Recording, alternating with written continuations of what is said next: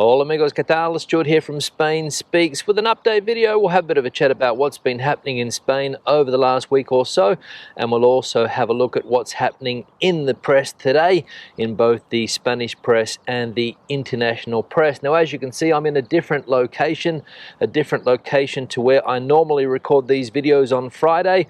I went to my usual spot, but it was closed. The car park was closed. Not sure what's going on. So today, the view that you guys are going to have here is basically of weeds, but hopefully above the weeds you can get a decent view. A fantastic day today. As you can see, it's going to get up to around 26 degrees Celsius, quite warm currently, around 17-18 degrees, considering it's around 10-15 in the morning. Still got the jacket on because there's a bit of a cool breeze blowing, but no doubt I'll take the jacket off soon. Now straight into the news, so we'll go into the press and see what's happening today. And the big story in El País is this one here, talking about Frontex, which is the European Border Control Agency, and they're saying that it has reached a historical maximum of people being returned to their countries of origin who are in an irregular situation in the European Union. The European Border Agency returned close to 40,000 people to their country of origin in 2023, 36% of all of the expulsions that the EU executed. And let's be honest, this is a situation that gets worse and worse as the years go by. People trying to come into the European Union illegally, trying to stay, trying to make better lives for themselves. Of course, they don't get their paperwork in order, they don't get residency permits, and they get kicked out, and Frontex leading the charge there. And this has been a topic of conversation in Spain over the last week or so also,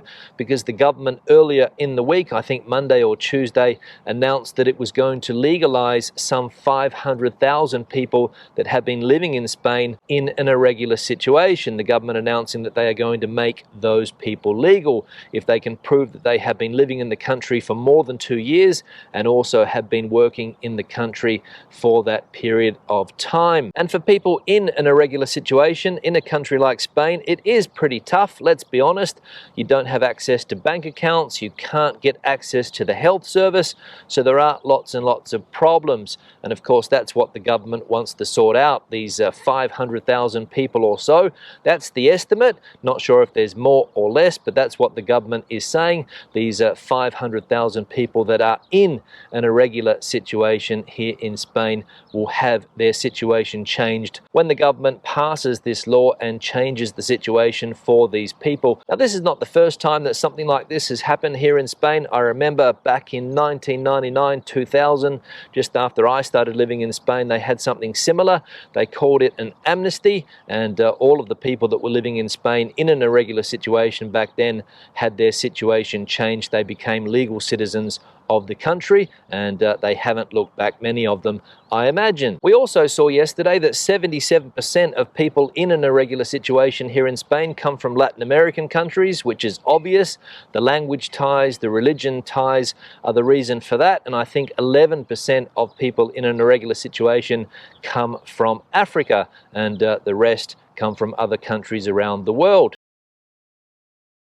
Now, the other big news story that has been dominating the press here in Spain and also internationally is about the Golden Visa scheme. The government announced earlier in the week that it is going to scrap this Golden Visa scheme. Now, if you're not familiar with the Golden Visa, basically it's a way for you to pay to get legal residency in this country. You need to have 500,000 euros and you need to invest that 500,000 euros either in property or you can invest it in a business, and that gets you residency for around 3 to 5 years, I believe. And one of the reasons this scheme is being scrapped is this one here in Euronews, and it says that lawmakers hope closing the scheme will shut off an opening that critics say has allowed dirty money into the economy. So dirty money coming into the economy and being cleaned by these people. A lot of people that have taken up the government on this offer have been from countries like China. I think the majority of people are from China. Russia also quite a lot of people. Ukraine, I think, as well. So people coming into Spain from these countries with a lot of money to invest, and maybe that money hasn't been got legally. That is one of the suggestions. The Spanish government has also said that they want to stop speculation. They think that this scheme has led to speculation in the real estate sector. I don't know whether that is true or not, but that is what the government here in Spain is saying. And the reason I'm skeptical about that claim is because at the end of the day, not a lot of people have received these golden visas. Not enough to affect the real estate market, in my opinion, despite, as I said, government claims to that effect. But as we saw in an article in the Financial Times earlier in the week, this type of policy is toxic and governments want to get rid of things like this. It's a European Union initiative, and other countries around the European Union have been scrapping this golden visa scheme over the last couple of years. For example, Ireland has scrapped it, Portugal has announced that they're going to scrap it, and other countries in the European Union going to scrap it. Now, it's been in Spain for about 10 years, and the idea from the beginning was to attract foreign capital, to bring this money into the country, to inject it into the local economy.